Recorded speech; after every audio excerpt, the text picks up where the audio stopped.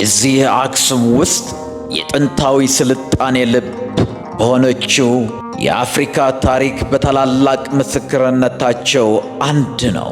የንጉሥ ኢዛና የንጉሣዊ ጽሑፎች በሦስት ቋንቋዎች የተቀረጹት ግዕዝ፣ ሳቢያን እና ግሪክ። እነዚህ ጽሑፎች በድንጋይ ላይ የተጻፉ ጽሑፎች ብቻ አይደሉም።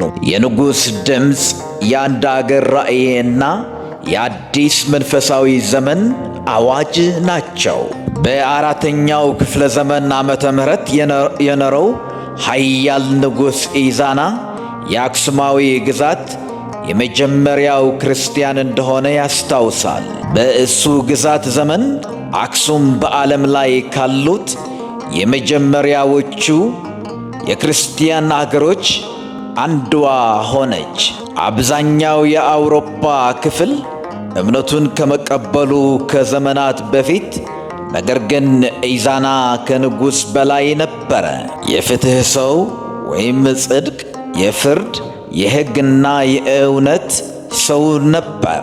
ጽሑፎቹ ባህሪውን ያንጸባርቃሉ። በቅድመ አያቶቻችን ቅዱስ ቋንቋ በግዕዝ የተጻፈ፣ በሳቢያን የጥንቷ ደቡብ አረቢያ ፊደል እና ግሪክ ዓለም አቀፍ የዲፕሎማሲ ቋንቋ፣ የኢዛና ቃላት የአክሱምን ዓለም አቀፍ ተጽዕኖ እና የአእምሮ ጥንካሬ ያረጋግጣሉ።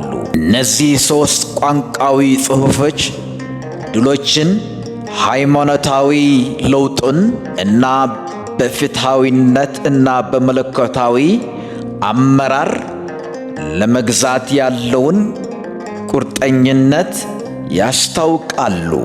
አክሱም በአፍሪካ፣ በአረቢያ እና በሜዲትራኒያን ዓለም መካከል እንደ ድልድይ ሆኖ እንዴት እንደቆመ ያሳያሉ። የእምነት፣ የሕግና የስልጣኔ ማዕከል። የንጉሥ ኢዛና ክርስትናን ለመቀበል የወሰነው ውሳኔ መንፈሳዊ ምዕራፍ ብቻ አልነበረም። የአንድ ሙሉ መንግሥት ማንነትን እንደገና ቀርጾታል። ከዚህ ቅጽበት ጀምሮ አክሱም ለአማኞች የብርሃን መብራት፣ የመንፈሳዊ እውነት አገር እና ዛሬ ድረስ በኃይል የሚኖር ባህል መገኛ ሆነች። በኢዛና ጽሑፎች ፊት ስንቆም በታሪክ ፊት እንቆማለን። የክርስቲያን ኢትዮጵያውያን ልደት የዘገቡትን ድንጋዮችን እንነካለን። የቋንቋዎች የባህልና የመንግሥት አንድነት እንመሰክራለን። እናም ውርሱ በእምነት በፍትሕና በጽድቅ እሴቶች መመራቱን የቀጠለ ንጉሥን እናከብራለን።